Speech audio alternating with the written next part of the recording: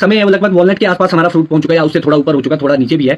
को HMO 2 litre पानी में पूरे बगीचों में स्प्रे करनी है। इस साल फसल बहुत कम है, तो बहुत सारे लोग ये सोच रहे कि हम लोग मेहनत करें या ना करें तो कितनी करें।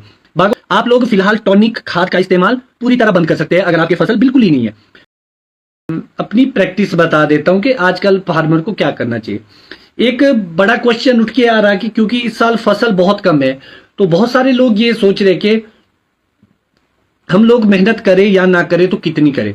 बागवान साथियों, अगर आपके बगीचे में सेब नहीं है इस साल, ये बहुत ही दुखदाई है कि सेब नहीं है। सेब हर फार्मर के होने चाहिए क्योंकि सब ने अपना परिवार पालना है और ये साल बहुत टफ होने वाली है बहुत सारे लोगों के लिए, क्योंकि ये हमारे बस में तो है नहीं। मगर फिर भी मैं अपने ही बिहाफ पर आप लोगों को ये बताना चाहूंगा कि मेहनत कितनी जरूरी है। उसके बावजूद भी आपको मेहनत करनी पड़ेगी। उस मेहनत में आपको क्या ध्यान रखना पड़ेगा, 1-2 चीजों का बहुत ज्यादा ध्यान रखना पड़ेगा, क्योंकि इसी साल की आपने क्रॉप नहीं देखनी, अगली साल की भी क्रॉप देखनी है। आप लोग फिलहाल टॉनिक खाद का इस्तेमाल पूरी तरह बंद कर सकते हैं अगर आपकी फसल बिल्कुल ही नहीं है। आप गोबर या जो नेचुरल तरीके से आप करते हैं, आप ये कार्य अपने बगीचों में कर सकते हैं। मगर आपको 2-3 बातों का विशेष ध्यान रखना। एक, आपके बगीचों में माइट ना आए, क्योंकि उससे अगले साल की फसल पे भी फर्क पड़ता है। माइट को ना आने दे, उसके लिए उचित प्रबंधन कर दे, उस बारे में हम बात करेंगे। दूसरा होगा पतझड़, कि अपने बगीचों में मार्सोनीना ब्लॉच को खाता, फ्री पंचे और लीफ फॉल को, पत्तों को ना झड़ने दे। उसके लिए आपको टाइमली फंगेसाइड्स करनी पड़ेगी। हो सकता है कि आप थोड़ी हल्की फंगेसाइड करें, मगर आपको कंटिन्यू अपना शेड्यूल जो है वो पूरा फॉलो करना पड़ेगा। और इसके साथ साथ एक और बीमारी जो आजकल बड़ी फैलने वाली है अभी या फैलेगी, वो था वुली एप्पल एफिड। तो वुली एप्पल एफिड, माइट और अपने पत्ते, इन तीनों का प्रबंधन आपको करना ही पड़ेगा, आपकी अगर सेब है चाहे आपकी फसल नहीं है।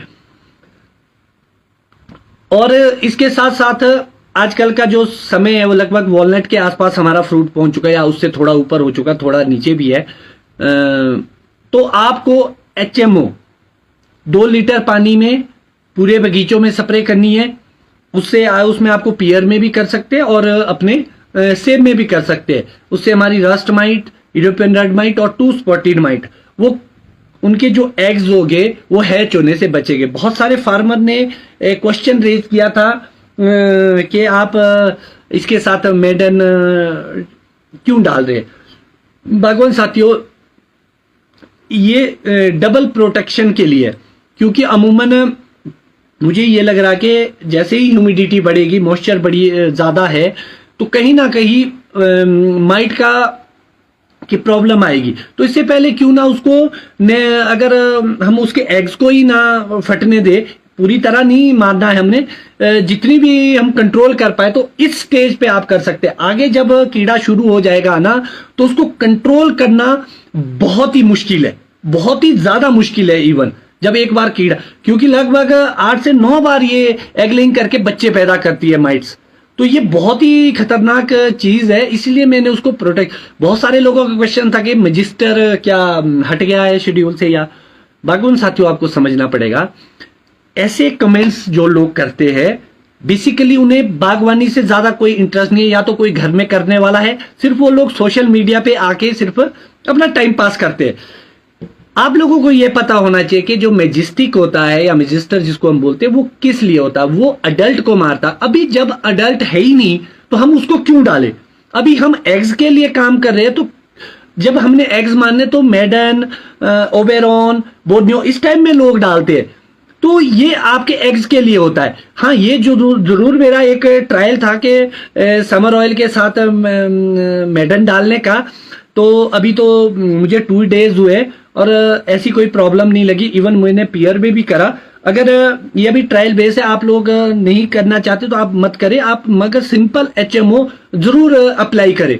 आप जो भी इसके रिजल्ट्स रहेंगे, कैसे रहेंगे, वो हम वक्त के साथ साथ आप लोगों से शेयर करते रहेंगे। मगर ये बहुत सारे फार्मर डालते थे ये कॉम्बिनेशन, तो इसीलिए मैं आप लोगों से सिर्फ शेयर कर रहा था कि अभी मेरा ट्रायल बेस है मेडन प्लस एचएमओ का। तो ये उपयुक्त समय है एचएमओ डालने का। और कहीं ना कहीं थोड़ा बहुत जो सेंजो स्केल है उसको भी ये अभी कंट्रोल करेगा, और हल्का फुल्का वुलियाफिड को भी ये कंट्रोल करेगा। इसीलिए ये मल्टीपर्पल है, बाद में इसकी स्प्रे होगी नहीं। अभी आजकल बढ़िया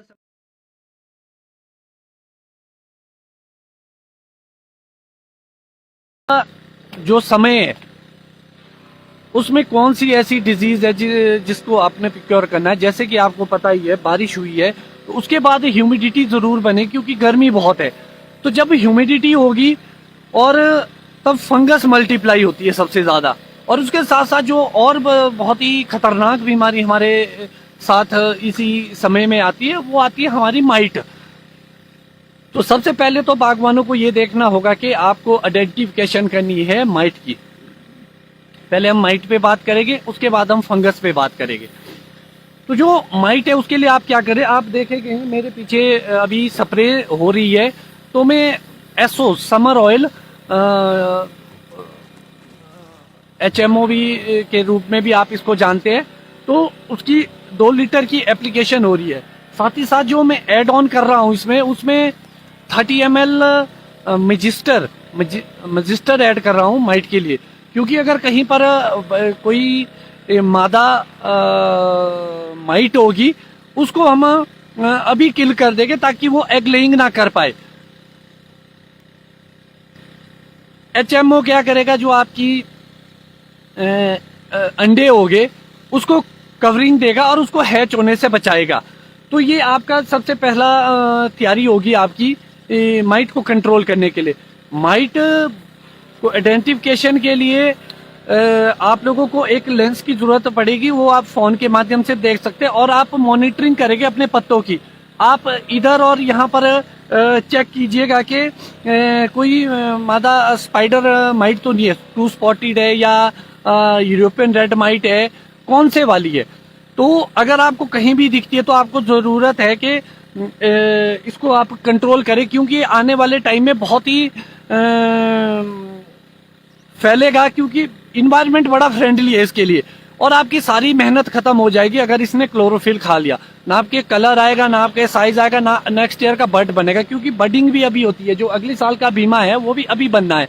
तो आपको बहुत ही ध्यान देना है अपने बगीचों का इस वक्त, कि आपके माइट ना आ पाए। तो और साथ ही साथ मुझे ये भी जानकारियां मिली है, या फोटोग्राफ्स के माध्यम से या फोन के माध्यम से, कि पियर में रस्ट माइट आ चुकी है और उसने वो फ्रूट पे भी आ चुकी है। अब पत्तों से अब फ्रूट पे भी आ चुकी है और वो डैमेज करना, उसमें रस्टिंग आनी शुरू होगी है। तो इसके लिए आपको भी विशेष ध्यान रखना पड़ेगा कि आपको एक माइटीसाइड, उसमें आप प्रॉपर जाइट भी कर सकते हैं, एबासीन भी कर सकते हैं, और ये मिटिगेट भी कर सकते हैं।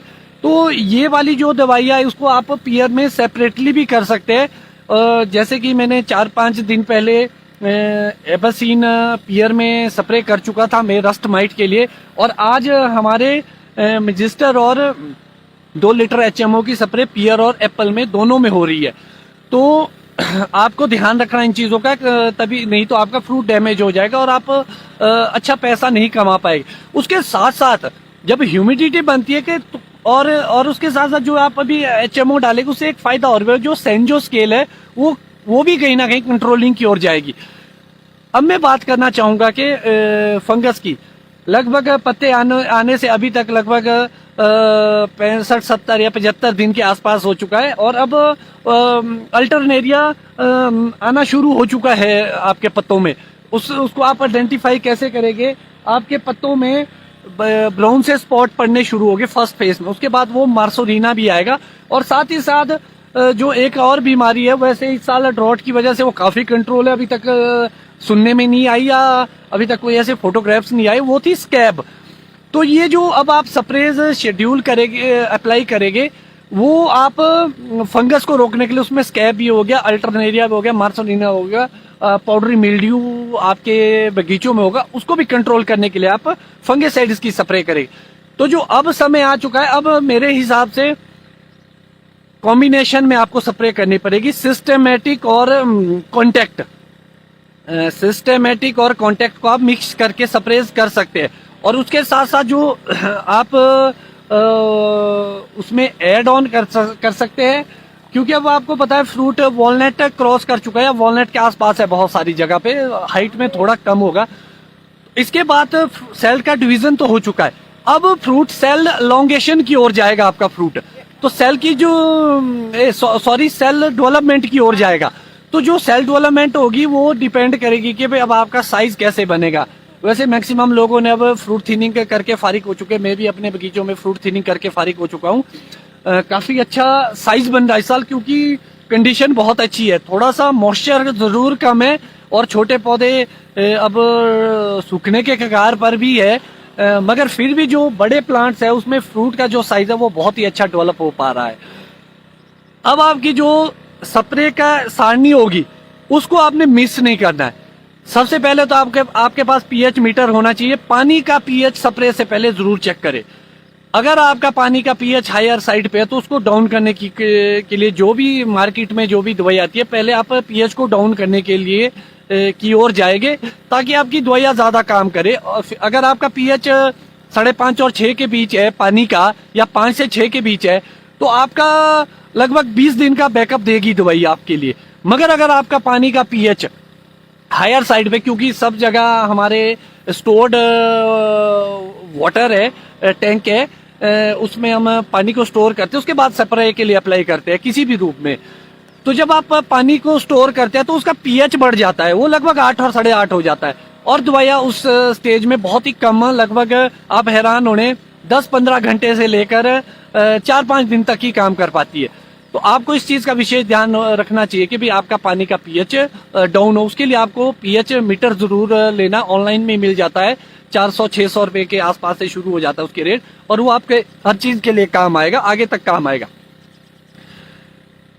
और उसके साथ साथ आपको न्यूट्रिशन में आप अब जब आपके वॉलनट स्टेज क्रॉस कर चुकी है जहां पे, वहां पर अब आपने को अपने बगीचों में नाइट्रोजन नहीं देना है, क्योंकि अगर आप नाइट्रोजन देंगे अब आगे जाके वो फिर आपके कलर इशू जरूर लाएगा। और अगर किसी ऐसे प्रोडक्ट है जिसमें आपका नाइट्रोजन कम मात्रा में, उसको आप अप्लाई कर सकते हैं। और उसके साथ साथ एक महत्वपूर्ण चीज और मैं डिस्कस करना चाहूंगा। अभी आप देखें कि ड्रॉट है, और अब जो सबसे महत्वपूर्ण रोल रहेगा वो रहेगा हमारा कैल्शियम का। कैल्शियम का ऐसे भी रोल रहता है, मगर अब कुछ ज्यादा ही रहेगा, क्योंकि जो स्किन को तनने की क्षमता को बढ़ाता है। मतलब जैसे आप गुब्बारा फुलाते हैं, तो जो तनने की क्षमता है उसको जो फ्रूट की स्किन में लाता है वो लाता है हमारा कैल्शियम। तो कैल्शियम की स्प्रे जो लोग कर चुके हैं, वैसे 1-2 स्प्रे कर चुके हैं लोग थोड़ी थोड़ी मात्रा में, मगर अब आपका रोल और ज्यादा हो जाएगा। आप ऑक्साइड फॉर्म और चेलेटेड फॉर्म अभी अप्लाई कर सकते हैं, मगर सेब तोड़ने से लगभग 1 महीने पहले से लेकर आप कैल्शियम क्लोराइड पे चले जाएंगे। तो जो न्यूट्रिशन होगी उसमें सुपर और पोटाश का रोल थोड़ा ज्यादा रहेगा। अब बहुत सारे प्रोडक्ट ऐसे जैसे 12-5-27 करके भी मार्केट में आता है। जो लोग वॉलनट के आसपास या इससे नीचे, आप 13-0-45 भी अप्लाई कर सकते हैं अभी इस स्टेज पे। वो आपके अपने बीमे तो बनाएगा, साथ में आपके साइज में इंप्रूवमेंट देगा। और उसके साथ साथ आपको ये ध्यान रखना कि आपके पत्तों के ऊपर की जो ग्रीनरी है, जो क्लोरोफिल है, वो खत्म ना हो। और उसको सबसे ज्यादा खत्म करती है हमारी माइट। और अगर इसके अलावा भी माइट के बिना भी आपको ये लग रहा है कि पीलापन है बगीचों के अंदर, तो आप जैसे ह्यूमिक एसिड या जिंक अलग से अप्लाई करेंगे, आप मैग्नीशियम अप्लाई करेंगे, तो ये क्लोरोफिल वापस रिफिल हो जाएगा। और जितना अच्छा क्लोरोफिल होगा उतना भोजन बनाने की प्रकाश संश्लेषण अच्छा होगा, और आपका ग्रोथ, पत्तों का साइज, आपके फ्रूट का साइज, सब कुछ अच्छा होगा, और अगली साल का बड भी बहुत अच्छा बनेगा।